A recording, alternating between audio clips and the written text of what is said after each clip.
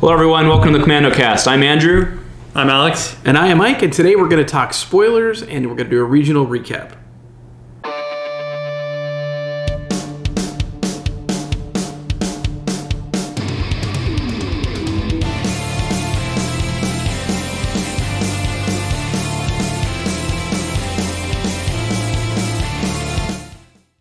All right, guys, so this weekend, Mike went up to Lacey, Washington, and I want to hear how it went. So how'd it go? It went fantastic. I finished 18 out of 56, which is, I believe, exactly where I finished in Portland last year. I think you were 18th last year. Yeah, 18th, and finished with the same record, 4-3.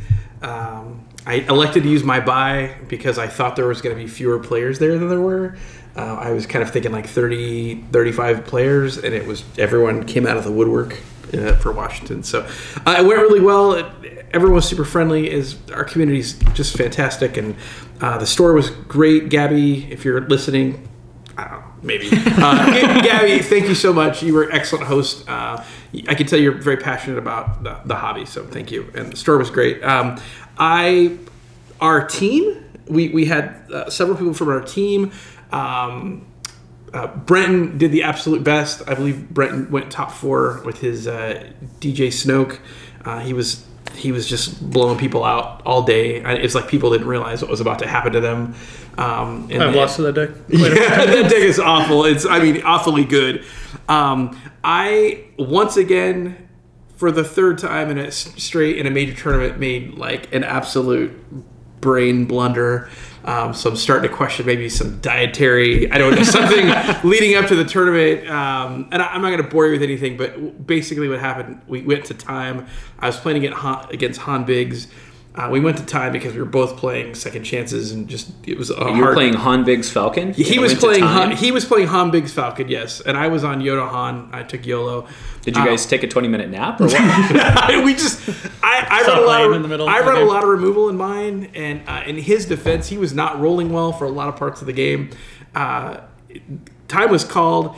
I did a quick check of the board state at the moment, having a hyperspace jump in hand. I counted my health remaining, I counted his health remaining, and instantly flipped those in my brain. And rather than taking a couple deep breaths and going, okay, what am I correct? And is there anything I can do to improve myself without losing? I dropped the hyperspace jump. I paid for it, and he was very gracious. He went.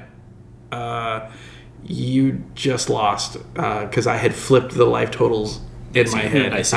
It was very late in the tournament, and I was up against the wall, and I just blew it. So get lots of sleep, kids. Maybe one less G&T before bed that night. I don't know what to tell you, but I had a great time anyway. So thanks for Well, and you said you met a lot of good people up there. So. Yeah. I met people that knew who I was, which was kind of crazy. Like I was just kind of We did talk quite a bit of smack. So they apparently didn't listen to that episode, but they were all really nice. The Dice Failure guys kind of came up immediately and were like, hey, and I recognized their voice, so they were just super gracious. And we're now, the internet says we're friends now, so we're stalk each other on Facebook. So yeah, it was super great though. Everybody had a good time. Awesome. Yeah. Well, good. All right, so what we're going to do is we're going to move into spoiler talk. So FFG made it rain on us this last week, right? We got 2 articles. Not only did we get 2 articles from FFG within the same month, we got it within like the same 4-day period. Yeah. And there's spoilers in it, so it's like Christmas. It's like they got stuck in their sent folder or something, and then like someone went in like, oh, and then just like spoilers up. Well, I personally think it's because the set's like ready to release, and I think they're hitting like the go button. So I don't know. We'll see. Maybe we can get the set sooner rather than later. But that'd be cool. All right. So what we're going to do first is we're going to actually go into the draft kit, and we're going to talk about the draft kit in terms of sealed because we're expecting to play a lot of sealed once the new set drops. We'll briefly talk about that then in terms of the constructed with the next set coming out, and then we want to talk about the FFG article that dropped on Monday, which includes Dengar and a whole bunch of other new stuff.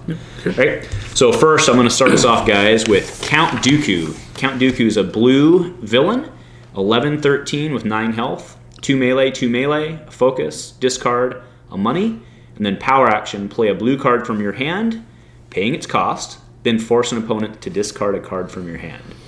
So what do we think, gentlemen? I think in draft it's really good. The sides are much better than the comparison of Anakin. Often you're playing Anakin, especially in draft, where you have a bunch of neutral cards or like a majority neutral cards. His special is just the second blank, right? And especially the power action here, being able to play a blue card. You're not necessarily going to have a ton of blue cards, but if you do, having them discard a card is really good because now you are staying equal. And oftentimes in draft, maybe 33% of your deck is more or less useless, and you're just using it to discard a reroll. So then you have at least card parity with the other opponent for rerolling. I think he's really good in draft. 11 points. That's a little steep for 9 health. I do really like the focus. I know in draft you struggle a lot with, okay, I have 3 dice and I'm going to roll out and I'm going to roll nothing. And then you roll out and hit 3 and it's like, this is a really fun game. And then so it's nice to have the focus on on a character die. Yeah, I agree. That the discard I think is super good. All right, next character is a red hero.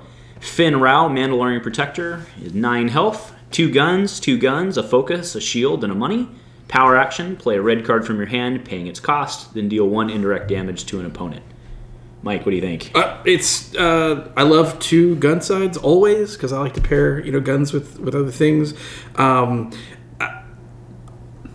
don't think his power action is quite as good as Dooku's. Oh, agreed there. I mean, 1 damage is cool, but you're generally going to have high health in a sealed or draft setting because of the way that it works out. I do like the focus though, once again, and I like that they're very similar characters. Yeah, I think it's pretty close in power level to even what's her name, the yellow Ketsu. Yeah. Her ability's way better than his. But I guess if Fenn Rau is the last character alive and you're playing a red event, turning his 2 damage sides potentially 3 damage sides. Now the 2 damage is sort of functionally 3 ranged. That's pretty good. I'm not sure if he'll live that long, and 11 points for 9 health is always a little bit of feels bad.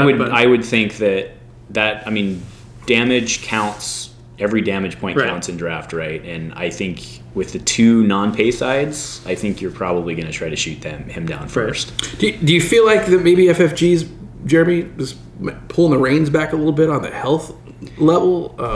I feel like we were just going through the roof with health there, and looking at all these characters. I mean, we kind of figured that if it was 11 cost, it would be 11 health, 10 cost, 10 health. Yeah, well, I mean, Alex nailed it, I think, with Ketsu, right? So Ketsu was 11, 14, 9, and she had the 2 gun and the 2 melee, both non-pay, right? So I think these guys are actually in line with that, whereas Anakin had the more health, but he did have the pay side, which always stunk in draft, right? So I think these guys are in line with that. I'm also wondering if, again, it's very important to note that these guys are villain and heroes. They're not neutral like the previous draft set. So maybe there's constructed concerns in there, right? Trying to just tone it down from a playtest. And I sort of think, too, that especially in the past formats, it was really easy to just say, okay, I'm playing with my draft characters, and let me just get a bunch of good upgrades and events.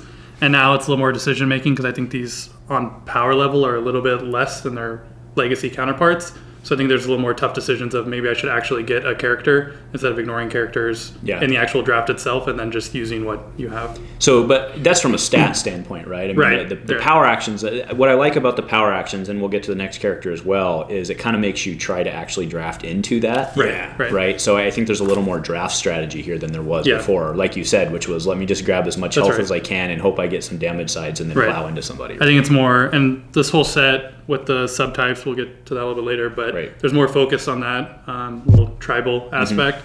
So it makes sense that let's focus more on drafting on synergy instead of just taking the best card available whenever you can, because that's sort of what draft turned into. Right. All right, so the next character, which we had alluded to, this is the yellow character of the draft kit.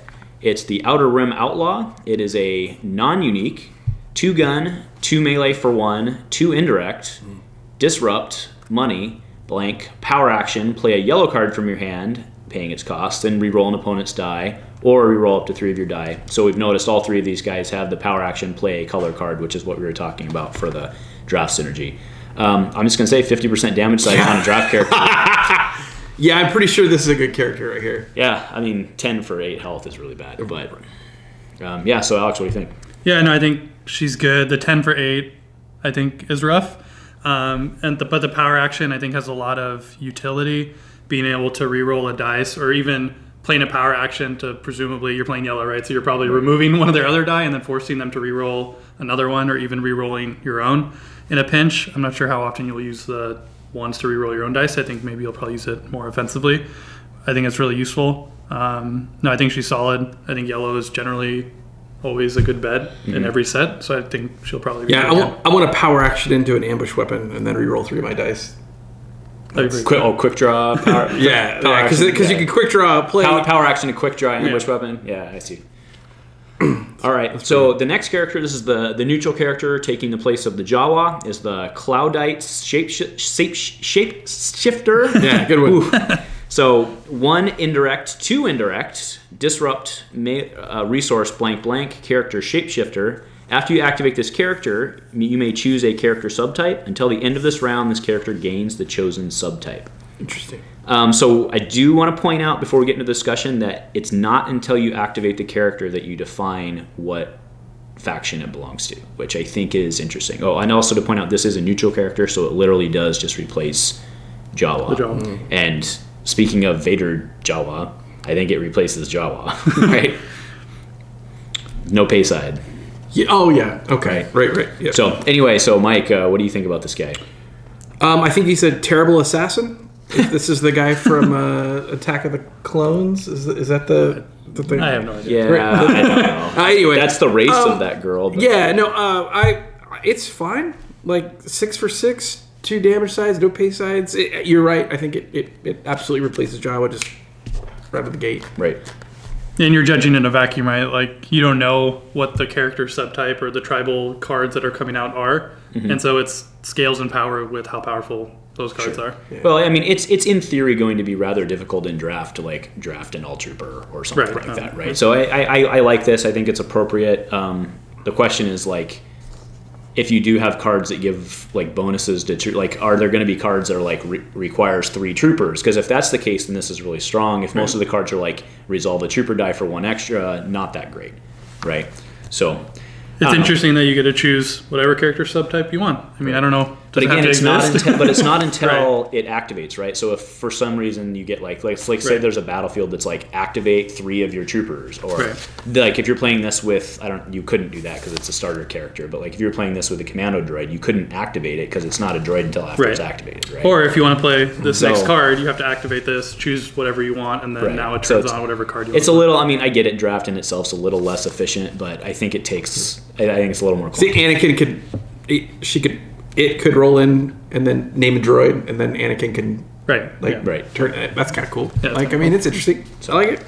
All right, so next one is a event. 1 cost, chance a counter. Choose and do 1. Spot a leader to turn a die to any side. Spot a scoundrel to reroll up to 3 dice. Spot a trooper to remove a die showing a value of 1 or less. Okay. Thoughts? With the shapeshifter, that's kind of interesting, right? I mean, because you get to pick what. Yeah, you only get to pick 1. And 1 seems steep for that. Like, I think if it was 1, I think for 1 cost you should probably get 2, because you have to spot a type. Like that, it seems off curve, but it's exceedingly off curve. It's off curve. Spot a trooper to remove a die showing a value of 1 or less. It should be a value of 2 or less, right? For curve. It gives you some flexibility, but again, remember it is a draft card, right? So. All right, so the next one, and this is the spicy tech. I expect a lot of discussion around this one. Plot. Super cool that they're including plots in the draft kit, by the way, or at least a plot in the draft kit, right? Allies of necessity. Include only if 2 or more characters on your team share a color. After setup, discard a card from your hand and lose 2 resources. Cost -2. Interesting. What do we think?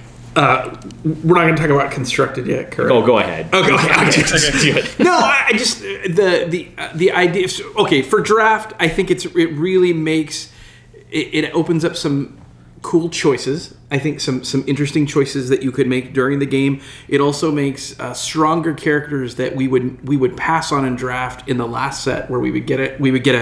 I'm trying to think of a character that was like Legacies, Obi-Wan. You always oh my gosh, Obi-Wan. You just be like, I can't do it. I can't do it. So, or Bo-Katan, right? I think that helps with that. The cost seems, the losing the 2 resources seems harsh. I don't know if you can do that in draft. I mean, what, do you think that's even... I'm gonna do the hot take of this set or of this draft game to say it's unplayable.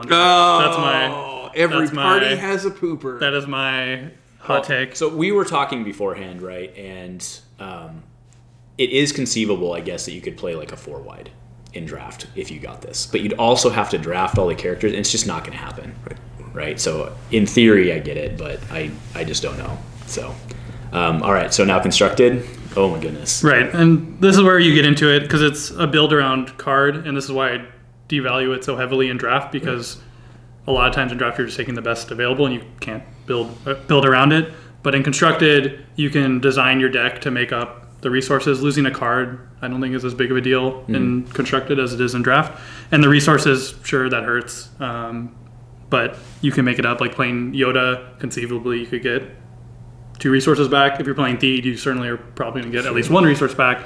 So then the drawback is looking less like a drawback. I think you can play Talzin Vader with this, right? Yes. 9 and 23. Yes. Yeah, and that's pretty conceivably strong. Go to money. Right. I thought too when I first saw it as Price in Vader being able to use her special. Price is too expensive. Isn't she 9? She's 10-13. Oh, she's 10-13. Damn. Yeah, Talzin is and Talzin your Vader. characters have And to they be have to they have to be the same. Yeah, so I think you're right. Turning that would be a good. But again, you're using up 2 die to gain that pairing. Right. Yeah. The rest of the game, plus you probably made your deck a certain way because you slid in Talzin there. But it's interesting. I think it's actually better for like Mill. And hear me out, right? I know Mill needs a control, but being able to throw like I don't know, I'm spitballing. Let's say 4 partisans, like that doesn't seem awful. 4 partisans.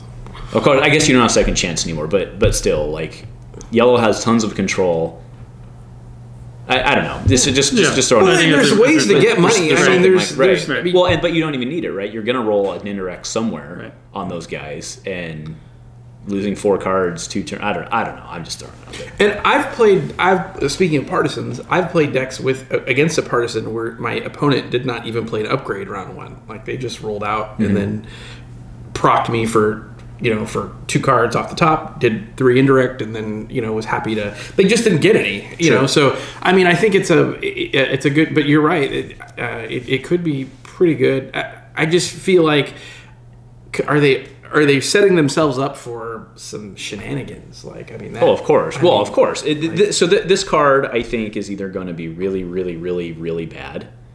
Or not really bad. It's just not going to see a lot of play except for like in like niche like tournament type stuff. Or somebody's going to break it, and like it always takes us like 2.3 seconds to break stuff, so somebody's going to break it. Palp 2 and Talzin, I think would be kind of fun because you could play because you're out of money, right? But your events are at a discount, so you could still play, something. Yeah, that'd be a good idea. Sure. I mean, it almost arguably feels like it could be more powerful. I think the -2 is more relevant than the -1.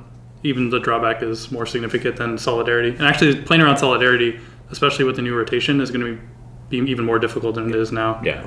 Well, Well, let's just hope that it was designed with that in mind. And one more just thematic fail I feel a little bit here is, but allies of necessity, like doesn't that, and it's in a draft kit, doesn't it sort of imply that there's allies of different factions that are coming together? So the fact that you have to play 2 characters the same color seems off to me. For that that's interesting. That is my. I didn't really catch that. My thoughts on that. Well, I instantly went to 3-wide with 2 of the same color and 1 of another, and that was where I was like, oh, allies. Like, you just have this one guy coming in, and who's an off-color, I guess. All right, so before we move on to the next article, let's, in reference to pretty much just the 2 top characters, Dooku and Rao, do you see them making waves in Constructed? I know that 9 health hurts, but like, I don't know, Kylo 2, Dooku's been tossed out there. Yeah, I think Kylo, Isn't 13 points like that's the holy grail, right, of character? Like, we always are looking for a good 13-point character. Kylo Anakin won the world championships, right? So, and Dooku is better than Anakin. And he's a support character that happens to have two stick sides, which is... And I mean, the discard thing still, like, we've seen that affecting the hand has become the most powerful thing in, resources. So, but it's right up there with making 8 resources. It is pretty flexible. Play a card. Play a blue card. It could be anything. I mean, playing hidden motive, right? And then they have to discard a card. That's pretty good. Yeah, or anything. Yeah. Or So anything. Finn Rao, I don't know, is as useful as Dooku. So I don't know. We'll see. I kind of like Finn Rao. We'll see. But And the fact that goes from 11 to 13, that sort of 2-point jump up for a second dice is sort of the holy grail territory of value. Sure. But again, 9 points for 13. I don't know. Yeah, that's right. Or 9 health, I mean. Yeah. All right, so now we're going to move into the article that was dropped on Monday. So we're going to hit the big one that got everybody excited right off the bat. And by excited, I mean from the thematic point and Star Wars universe point, not necessarily how good he is. Dengar, Ruthless Tracker. Yeah. He is a yellow character bounty hunter, of course, with 10 health, 1 gun, 2 guns, 1 stick, a disrupt, a money, and a blank. After you activate this character, you may deal 1 damage to a character that has a bounty on it. Alex, go. Oh, man. I like it. It's, once again, dependent on what bounties are. We've seen a few. I know Enticing Reward, which is coming up later, and we're going to talk about it. I really like. There's the 0 cost, where if you defeat that character, you get to draw 3 cards, I think, and maybe another one for resources, right? Yeah. So I think we've seen some interesting bounties. You have Jabba 3 now, right? That can, and who is 16 points, I think, who can draw bounties when it activates out of your deck, or events. or yellow events, which is probably the better of the two. So I think turning on the ability is a lot easier than it is for example, for Ray 2. Sure. It takes a lot less work to do. It's sort of automatic once you have some. I mean, aside from the other card that we'll talk about, bounties in theory will be a lot harder to get rid of than like a shield, right? Right. So yeah. So it's almost starting in round 1. If your deck is built correctly, you're doing his damage sides are basically 2, 3, 2, right? I think he's functionally, or his dice are almost identical to Django. I think Django has a +1 resource, which is probably the worst side in the game. Good for bait and switch. Yeah, second bait and switch side. But I think cost-wise, I think I would have maybe liked him to be 10, 13, but I get the extra point. But I think has potential. Once again, it just depends on what the other cards, not just the bounties themselves, but what events synergize with bounties. I agree. What do you think, Mike? He's fine. Yeah, he's fine. I mean, he is a rare, guys. Yeah. So, and you're right. I mean, like, it depends on the bounties. Oh, I do like, though, that they're doing the thematic thing, and because this isn't always about winning a regional, right? Sometimes it's about just throwing together, like, my sweet bounty hunter deck. Right. I love it. Like, I think it's cool. And they give him some tools, which and there could be easily tribal cards specifically set for bounty hunters. So I'm guaranteed sure there is. There will be. There's already, like, I can see, we're going to talk about one of the bounties on here that I'm like, and you can play him with fantastic. The current Boba. Yeah. Oh, yeah. As opposed to the other Boba? What do you know that we don't know? The only Boba. Yeah. All right, so next is Punishing 1, which is Dengar's ship. Support vehicle. 1 gun, 2 gun, 2 indirect, disrupt, money, and a blank. After an opponent's character that has a bounty on it is defeated, you may ready the support. If you spot Dengar, you may activate this support. So just again, before we get into discussion, I want to point out the rule that you can only resolve a single die, any die, once within the same action. Right? So in the case that you were to kill somebody with the 2 range sight on Dengar, on Punishing 1, and then ready it and activate it again, you would not be able to resolve that dice in that same round. So that's probably a very rare occurrence that will happen, but that is the ruling. So, Mike, what are your thoughts on this guy? Well, being a former X-Wing player, this card scares the crap out of me. That it's going to instantly break the game for years to come. Just think of it as the X-Wing 2.0, nerf to the ground, Punishing 1. So this is the Jump Master. This is Jump the Master. Jump Master. Yeah, this is the. But I think it's cool. I love 2-cost vehicles. I think there's a lot going on there. 3 damage sides, again, very good. Anytime you can, anytime you can ready something and then even activate it, I think it's great. I think it'll see a lot of. And it's a free ready. It doesn't need Dengar to ready. That's just the extra icing on the cake. I think this will see play. I think it sees play without Dengar, right? And it's is it a rare? It's a rare. Yeah. Okay. I think it's arguably better. I mean, it's not better without Dengar, but I think it's going to be seen in decks that aren't Dengar. I agree. It's sort of a not quite Shadowcaster reset, but being able to play a bunch of mods on it and then kill somebody and then I just literally thought that while I was here. Of course, I should have thought about mods. I was just sitting here like, oh yeah, you can play mods on this thing, and then if you kill someone, then hey, by the way, here's my pseudo Shadow. Oh yeah, this card's certainly seeing play. Though. Oh yeah, you might even run it in like a fire spray reset just to like have a supplement. Yeah, absolutely. Oh cool. Yeah. Here's my other. Here's my backup in case I don't get my fire spray. Absolutely. All right, next is Dengar's Fireblade, yellow upgrade weapon. This is all, to be clear, all these last 3 cards are all villains. Sorry. Dengar's Fireblade, 2 melee plus 4 melee, 2 disrupt, 2 shield, a money, and a blank. After you play this upgrade, you may deal 1 damage to a character that has a bounty on it. Power action, if this upgrade is on Dengar, turn one of his character dice to a side showing a value of 1. What do we think? Not good. Why is that? It's like, it's 3 costs, no redeploy, so already in sort of that territory of the thing needs to be amazing. And it's good, but not amazing. I think if you can play, save up 1 more resource and play a Vibro Cutlass, you're a lot more happy, and Vibro Cutlass I think is just better. The power action on Dengar is okay, I guess. I mean, I think you're hoping you hit on the blade, you're hoping you hit the plus 4, and then now I can switch it to the 1 melee. I mean, that's, I guess, the dream. I don't know. I guess being able to guarantee a dice on a resource maybe be useful some of the time, but it just doesn't feel like it has enough oomph to get there. Yeah, if the power action was, so I was thinking Dengar Boba, right? So if the power action was like you could flip this die to like the modified side somehow, right, and then Boba it, like that would be, but yeah, I don't know. I don't know. To be clear, though, we're kind of seeing, even in the last block, where we're moving away from like the 2-cost redeploys, and we're really moving away, aside from like Jin's Blaster, which is an amazing weapon. Right. We're really not seeing a whole lot of redeploy at all, which is kind of why like ships like Punishing One are just becoming better. I would have rather seen this maybe be 2-cost with a little bit watered down. Yeah, there's no way they put the 4 side in the 2-cost, but it's. The 2 disrupt makes me sad on the inside. Like if that's 2 money in 1 disrupt, then maybe you're feeling a little better about it. But no, I don't. It's not because Vibro Cutlass is what 2, 3, 4, no modified, and then 2 disrupt, 2 shield, right?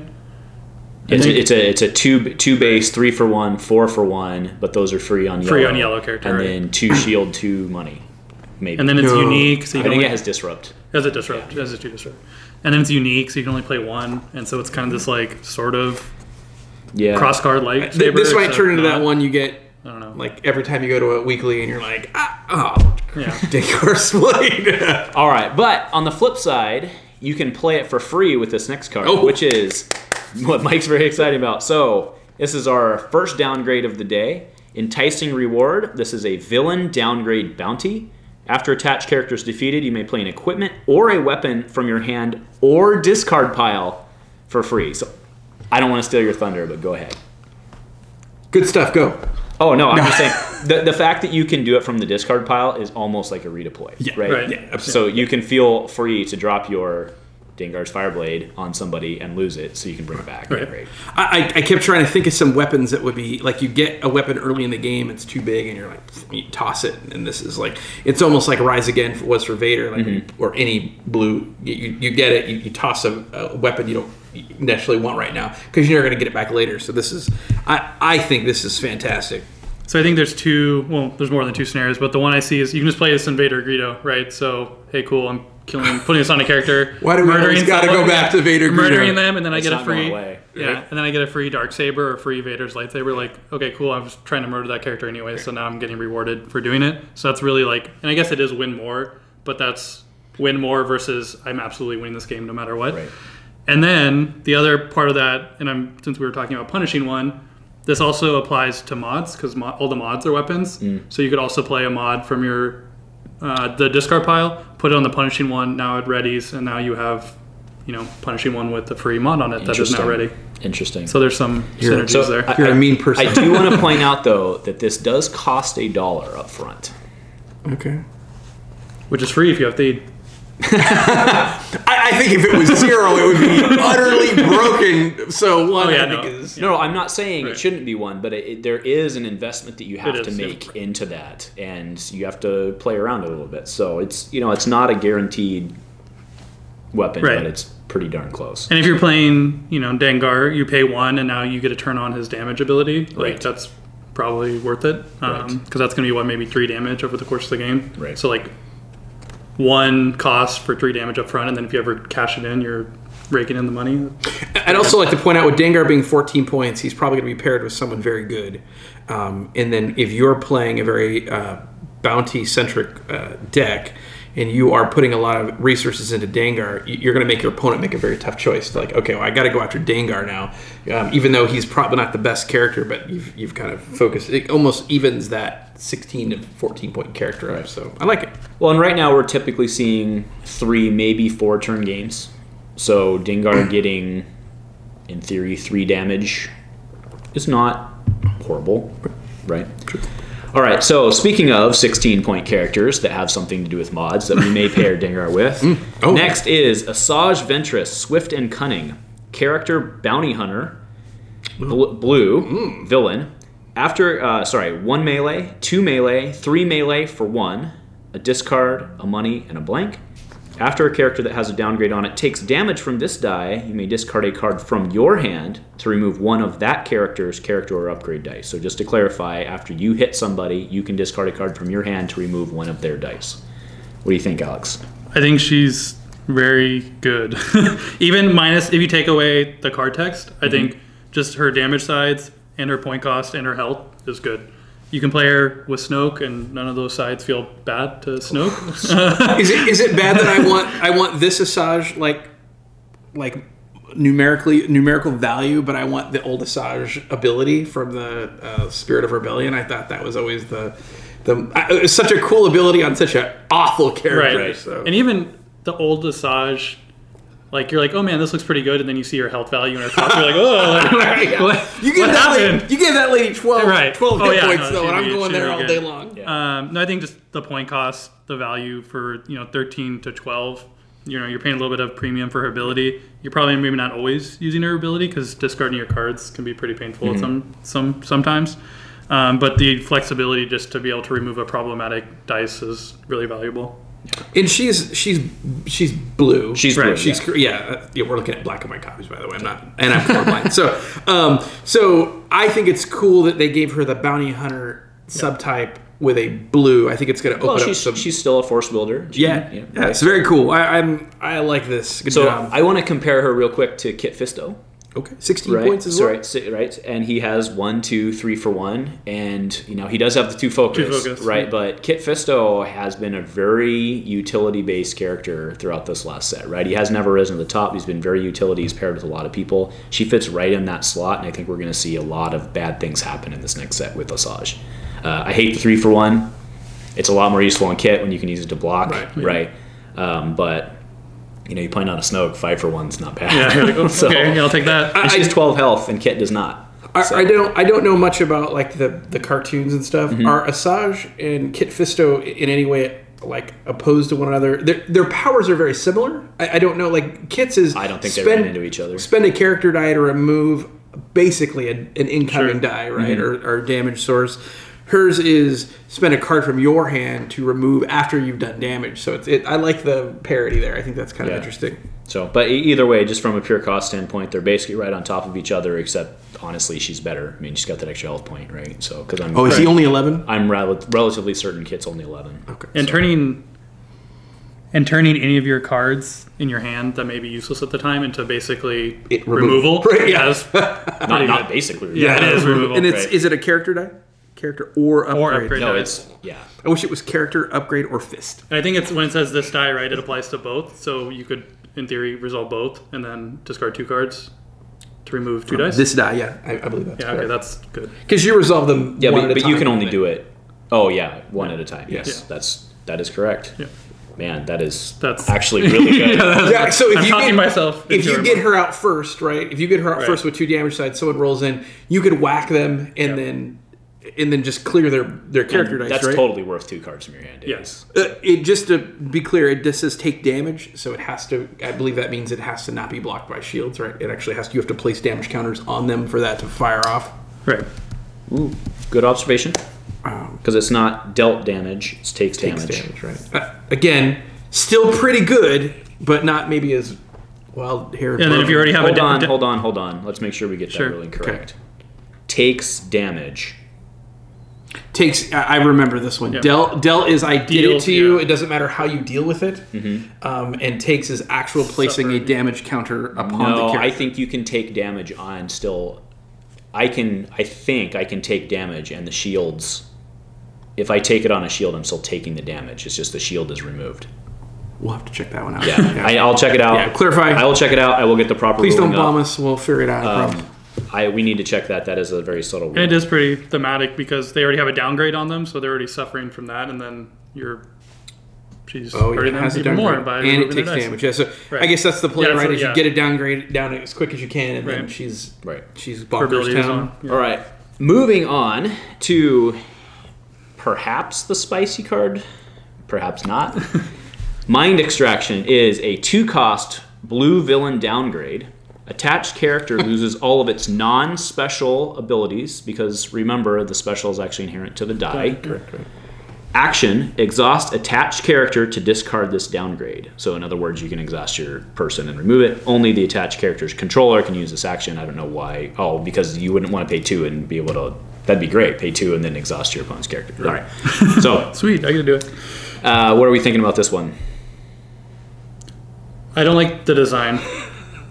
It's pay 2 to turn off a character from the game. It feels bad. Aren't you just realistically exhausting that character? Right. And if you use it on Snoke, he exhausts himself and then still gets to Snoke people. Like that's still. I don't.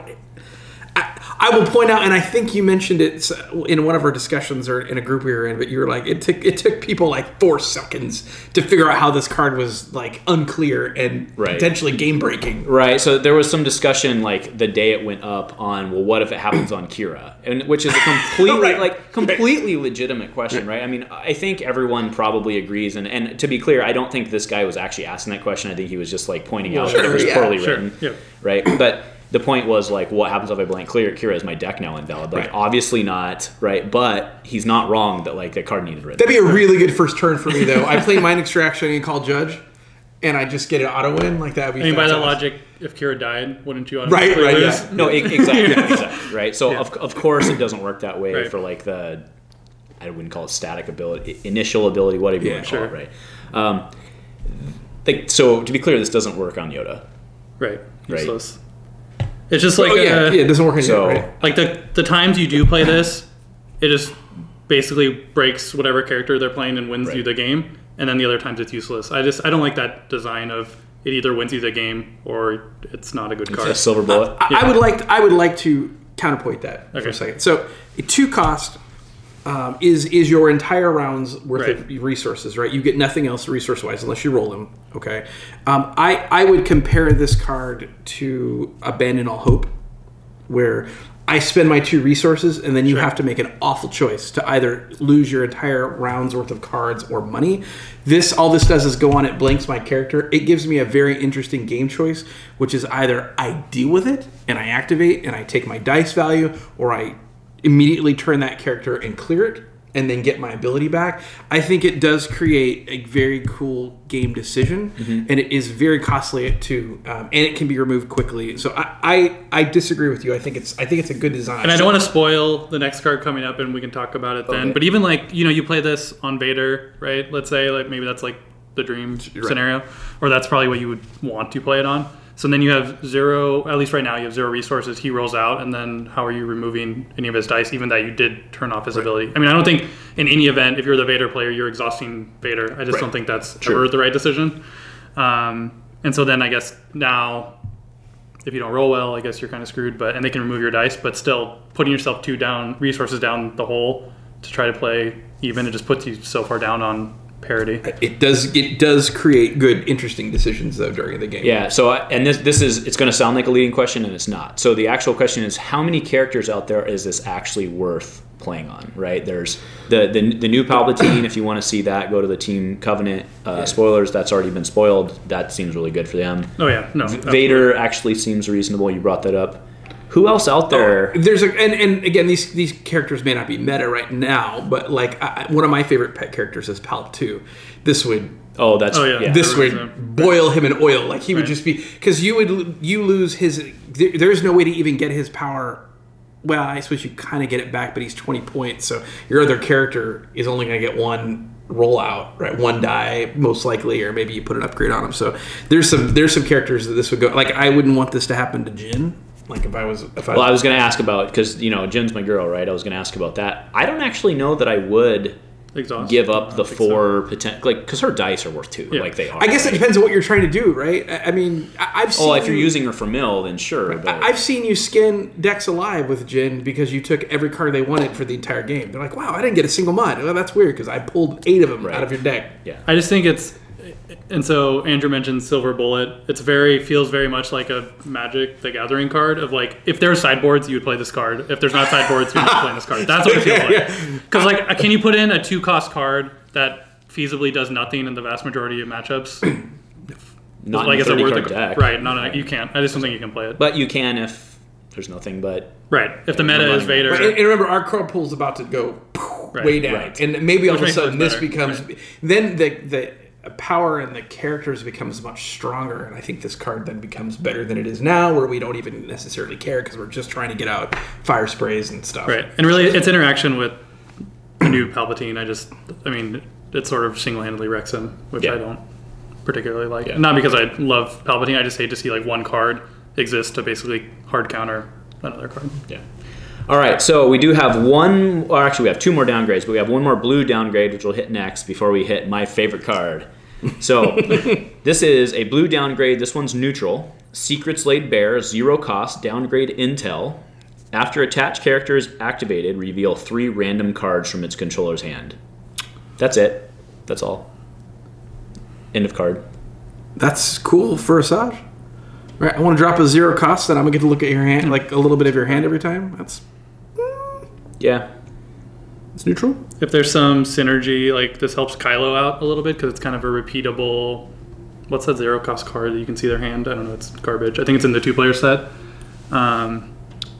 It's that good. It has Palpatine on it. I can see I reveal. They reveal your hand. Yeah. I'll put it on the screen. I forget that. No one would know it because it's terrible, but it's kind of like that. And Joseph was using it back when Kylo Grievous was like Grievous 1 was a thing. He was using it to snipe your hand, which was smart, right? Yeah. So it turns on the cards that care about downgrades. So it works with Asajj. I don't think it's the greatest card, but depending on what other synergies there are, it could be decent. Yeah. I don't think it'll be playable. Just remember, it's not a bounty, right? Right, yeah, so it doesn't quite work with the Dengar Asajj, but it does turn Asajj on. I'm not saying Dengar Asajj is like the new meta. That's not what I'm saying, right? I'm just... Book it. It's all right. Worlds. So this next one I've already alluded to being really good, but I want to see what these gentlemen think. So this card is Hampered.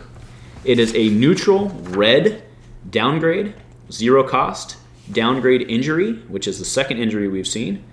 No more than 1 of attached characters' character dice can be resolved during each turn, and those dice cannot be modified. Oh. Go. This card is, for 0 cost, I think it's amazing. I think it's arguably, especially value-wise, if I was a Vader player, I would rather see Mind Extraction on me than Hampered, almost. Just because Hampered basically turns off all your lightsabers. You're not hitting a modifier as long as this exists. And they basically, all they had to use was a card for it. Yeah, this card's insane. So it affects, using Vader, it affects both of Vader's dice. They cannot be modified. So his lightsaber is effectively... It's like you can resolve your 4, and then next time you can resolve your 4. But you still don't get the saber off unless it's on a black side. That saber on the 4, sorry. Yeah.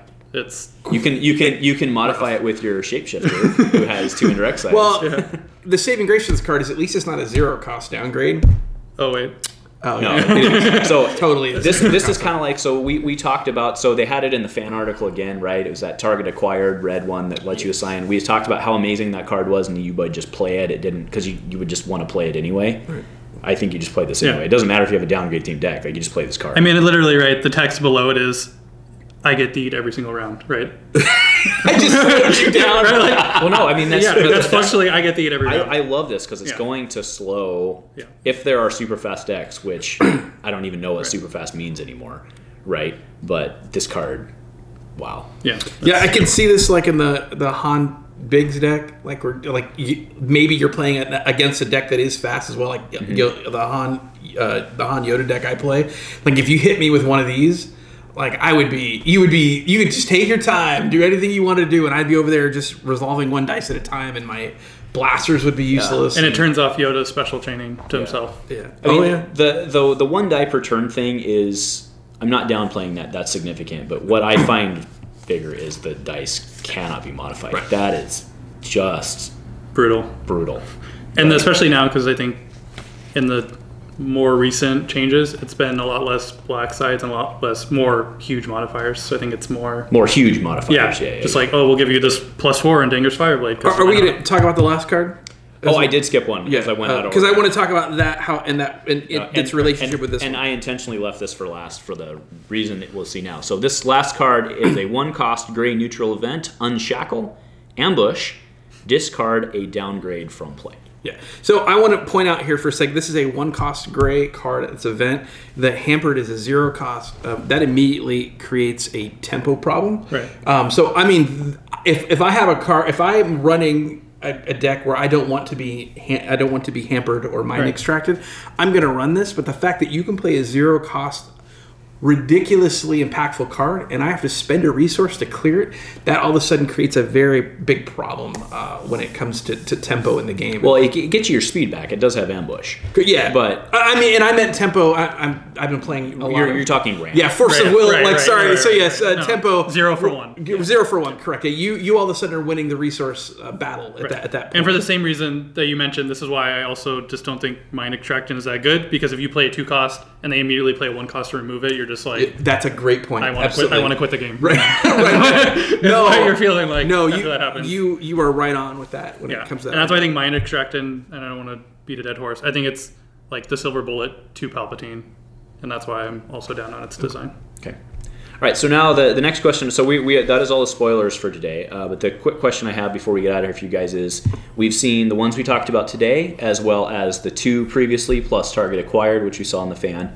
Again, we don't know all the details on Target Acquired, but do we think we've seen all of the downgrades at this point for the coming out in this next set? Red one. Because if you think about it, we only got so many mods in the last. So all the downgrades, as far as we know, without knowing anything about Target Acquired, has been villain or neutral, right?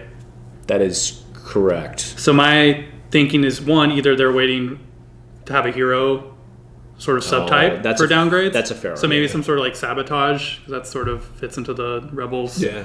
Or there's a flip side, a 180 of downgrades, which is like a buff on your characters that you can play on your own characters.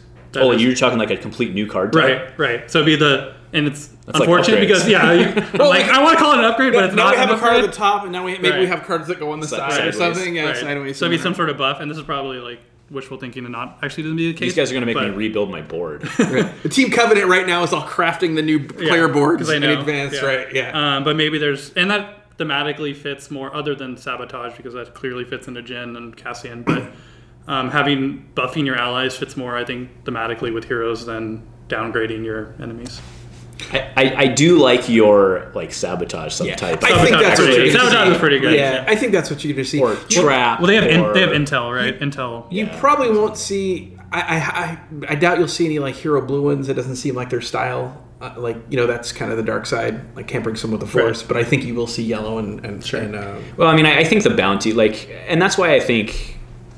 I don't know. I wonder if Alex is not right, and this isn't mostly going to be a villain tool, right? I mean, you've got your bounties, you've got your, I'm gonna, there could be a witch magic poison, or sorry, not a witch poison card or something like that. It seems more villainous. Sure. So Alex has a fair point.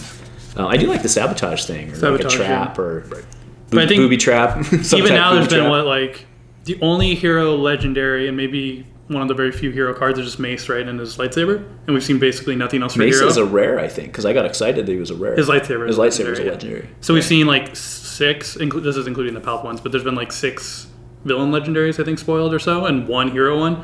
So my other speculation is that there's a new die side or something coming out that for heroes only, a heal side or something. Do you really think?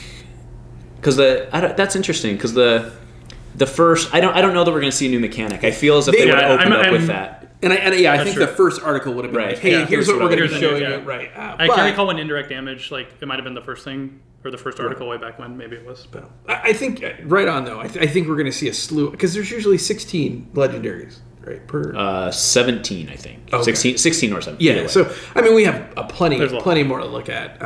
That's what kind of frightens me out. I'm really hoping for the new set because I'm excited to get to like a new non-meta that we have right now and rotation. So I'm hoping I hope they keep up with the same pace of putting these out, so that maybe I would love to see if we're only. What's the date today? The 6th. I'd love it if we were a month away right now. It doesn't feel like we are a month away, but I would love it if we are. Let's get a release date first, and then we'll... No. That's not... No. Yeah. We'll get a release date after it actually comes out in Europe. Yeah. So, I don't know. There's still... The FFG article that came out on Monday still did reinforce Q3, right? Which they don't need the Disney buy-off for that, I would assume. Q2? Oh, sorry, Q1. Q1. Okay. Yeah. So that is still somewhere through March. Have they always done that? I was thinking third month, March. Sorry. I think they're Q1. Do they go by their fiscal quarter or do they go by their actual calendar quarter for these? I mean, to be fair, no one's asked that question, but if they say Q1, like, it needs to be out by March. I think the speculation is March by the end of 14th, March. which is a Thursday. Yeah. That would be pretty... We will see. Excellent. So I would be happy. All right, anything else, gentlemen? All right, so, let us know your thoughts and stuff, too. Yeah. Obviously, we are interested. If somebody has a spicy tech idea that we can get ahead of the meta on, let us know. Feel free to call me out, 4 months from now when I'm completely wrong. And Allies of Necessity is amazing. All right, yes. And Mind Extraction is played in every deck. Talk to me then, but we'll see. Yeah, we really appreciate the feedback that we've been getting, and we like that you're interacting with us. So please do. We will always do our best to answer your questions and to have playful banter with you. And we appreciate our fans, and please make sure you hit that subscribe button. We're really pushing towards 1,000. We're long ways away, but we can get there. I mean, we've closed a lot of gap just in the last couple months, so we're really excited about the future. So thank you. Hit the subscribe, hit the notification bell so you know when Andrew's done slaving over a video. All right. Anything else, gentlemen? Nope. Go Commando. Go Commando. Go Commando.